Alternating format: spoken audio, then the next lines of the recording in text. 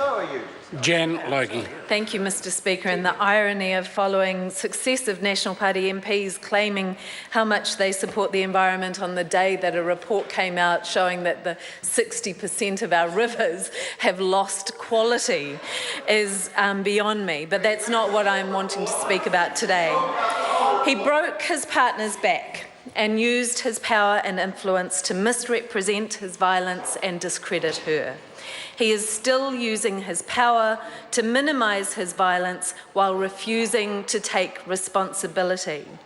Tony Veitch is sending men all around New Zealand the message that, hey, hideous relationships happen, but you can move on with a continuing disregard for the person or people you hurt. No worries, mate.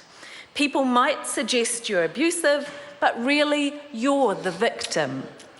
And Mr Veitch might say, I'm a hater for saying this, but actually this is not a message of hate. I believe that Mr Veitch's life would be a whole lot better if he was able to put himself in the shoes of his ex-partner. Sure, facing up to what he's done would be hard and might completely change his life, but it would be worth it. And even if it wasn't, it might just be for his ex-partner. 1 in 3 women in New Zealand are likely to experience violence in their most intimate relationship. That reality is a call for action for us as political leaders and all of us in this society. People are not born abusive. Abuse is a choice, but one that is all too often supported by our society. The conviction rate for domestic violence sits below 2% in this country, and accountability is a prerequisite for rehabilitation. Yet in most cases, our justice system doesn't enable rehabilitation. We need men who use violence and their partners and children to know that change is possible. Yesterday, the Law Society and NGOs raised concerns about the inability of many women to access protection orders in this country because the threshold for getting legal aid is set below the minimum wage.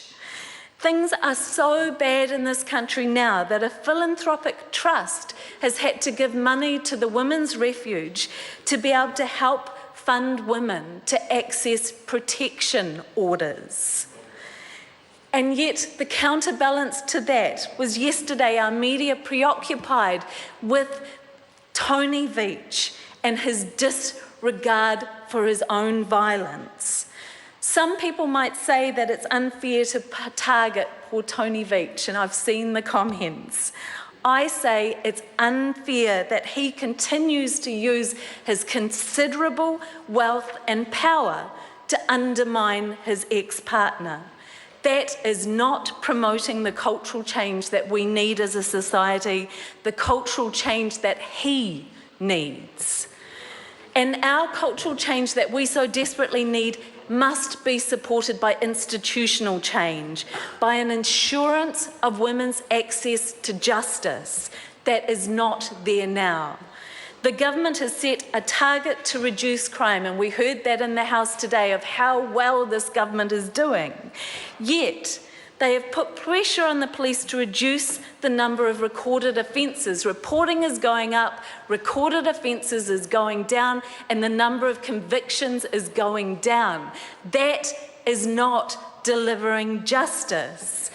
And we know that we've been told that the reasons for this are the better public service target, the police prosecution guidelines, and we need to look at those things as part of the review of our protection.